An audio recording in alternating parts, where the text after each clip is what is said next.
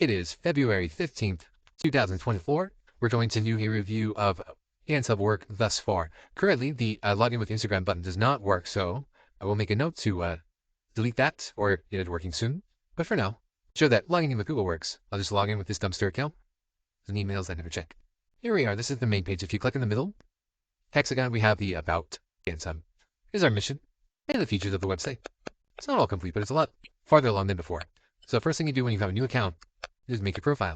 You're either a dancer or a place to dance. Let's say I'm a student, and my name is Student Tester. Now the zip code works. You are not a dancer. If you're a place to dance, you need to put your address, full address in there. Now the zip code is required for both place to dance and dancer because all of the distance estimations are just done by zip code. This is to protect individual dancers and to we only use the full address on venues, which are you would be able to find on Google Maps anyway. So my zip code is that. Your phone number doesn't really matter right now. It doesn't show up anywhere on the website, but we may put it such that when you book a lesson with somebody, you get the contact information. Like when you reserve a lesson, maybe you can pay for a lesson, pay to reserve a lesson, then you get access to the phone number. That's an idea. And this is a public email, meaning this one would be on, if you wanted to be contacted by anyone on the site, you could make up a fake email or a real email that is just meant for your dance buddies. You can put your Instagram and Facebook. Make sure to put https:// in there just to make sure the link is recognized. It works on the view profile page. You can have one profile picture. I'm going to use this one. And you can add as many additional pictures currently as you want. You could put information about you, new to dance, love salsa, want more. And your dance card would be a list of checkboxes. So I want to be a social dancer or a competitive dancer. I want to be a leader or a follower. Maybe I want to do both. I don't want to do both. I think Jack and Jill Random Partners would be fun. Fusion improv looks cool. I like the idea of getting dressed up and going on stage and doing a theatrical routine. Maybe West Coast swing and Lindy Hop sound cool. You gotta click everything. I'm a student. I want to try everything at least once, right? Maybe even flamenco and ballet. But I'm not really interested in competition. If I was interested in competition, we would at least see these competitive dancing interests. Now what this should say is international. I could get rid of the word American from both of these to make that more symmetrical. You would normally say international standard, international Latin, or just standard Latin, smooth, and rhythm are like the main categories under international and American. American dancing tends to be both social and competitive, but international is usually strictly competitive. There's very few people who go out to international dancing for fun. You don't know what to choose. You'd like you to check out the dances page. Now dances are not on the live site yet, but I believe, we are on the version test site now. So on the dances page, you can open it, read about it. If there's any videos, you'll see them. If there's no video, you won't see that. American rhythm, it's American smooth.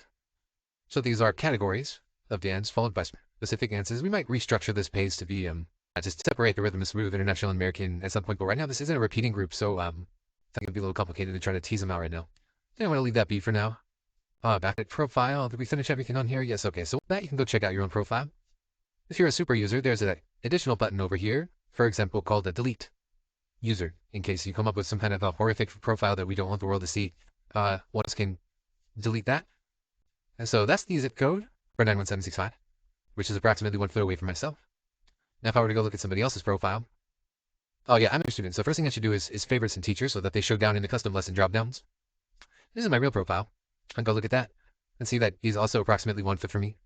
Now this one is approximately, you know what? He hasn't put in a zip code, so it's not gonna work. I've changed the structure since he made this test version. And anyway, so then you can also favorite some students if you know any of them. You can favorite students. You can favorite venues, studios. That's my house, little wood floor here. And we could do salsa or zouk or something. Favorited, then they'll appear in the custom lesson dropdown, which by the way, even if you click show one of these, nothing will show up if there is no lesson book. So for the custom lesson builder, you'll see that in a second. Let's just say test lesson 22. I'll be the teacher. I guess Peter can be the other teacher. And all these students, well actually that's me, I'm the student tester, aren't I? That's my name.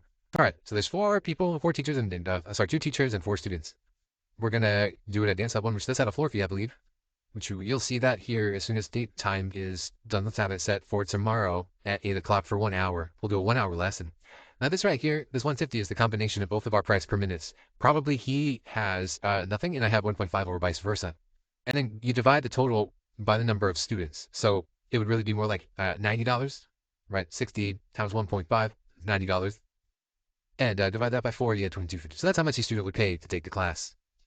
Now if you're happy with those lesson details, you can click send to members now and boom. There, new lesson request as a student. I can get rid of this check mark here and see just the student request. So as a student. Now I am here and I can click accept. Since I'm not this person, this person, this person, this person, or this person, I can't change the response for them. They'll see their own. When everybody press accept, then either of the teachers can click a button that then puts it in a book lesson. So we'll lock it, confirm it, and book. Now, if anybody cancels, it's on them. Next, you start an implementation on classes. If you're a teacher, you can press create a class. Now, right now, I'm not actually a teacher. Wait, am I a teacher? Or am I just a student? Okay, I'll need a condition here. So then note to myself that this button shall not be visible to anyone but teachers. So what you do is you go create a class if you're a teacher. I shouldn't be allowed to do this as a student. So that's kind of will change soon. And I just want to learn salsa with Jeremy at his house. That's a 45-minute lesson. Actually, you want to make it $10 just because it's such a short amount of time. We're going to do salsa. Yeah, maybe a little bachata. And maybe a little cumbia, merengue, and zouk. Really? We're going to do all that in 45 minutes? I don't think so. This is now going to be a workshop. It's going to be 180 minutes. I believe that is 3 hours. Then increase that to $30. Make it 40. Cool. Now this is per student. I'm going to have myself as a teacher. My other account, I guess. Cool. Now, pressing make public lets it show up in the classes page. And there it is, also Jeremy's house. On this date, 2 p.m. for 180 minutes. That's the instructor. That's my house. Click it. You then go to the show class. Now, any student who sees that class clicks on there can add themselves. That doesn't mean they have to pay. This is a show up and pay kind of scheme. We might not strive integration to confirm, like it has, we can only have free seats. If you want it, you got to pay in advance. That'd be a cool next step. Beyond that, next steps, I believe, are to combine teachers and students and studios into one hexagon. That frees up 2 more hexagons. Then we can add events that anybody could make. Kind of streaming thing, and you only go out as far as 1 month from now, or maybe 1 year from now. And once the date has passed, that event just deletes itself. Something like that. Another thing is we could add functionality to the classes section where you can have it be repeating, I guess, and to just over and over and over again. So I don't know how far into the future we want to allow ourselves to book classes, but I honestly don't see why more than a month away would be necessary. So maybe we do it like a 30 days into the future, or 31 days into the future, or 28 days, just like 4 weeks. Yeah, so maybe a repeating class can have a workload attached to it that checks for instances of itself in the future. If it doesn't find any, it will create that new object, a copy of itself, where it then changes the date a certain amount of times until it's beyond 28 days. That might work. We also want some sort of booking where you can not see a certain teacher for a certain time. Like class at a certain time, but that teacher's unavailable. You cannot create a custom lesson with that teacher in it. Some kind of a open availability system. Like you can put out lesson tickets, I guess, like time that you are available. And if they're repeating every week, then just repeat them every week and show them on the availability thing. And I think we should just really limit it to 1 month and into the future. 28 days makes sense to me.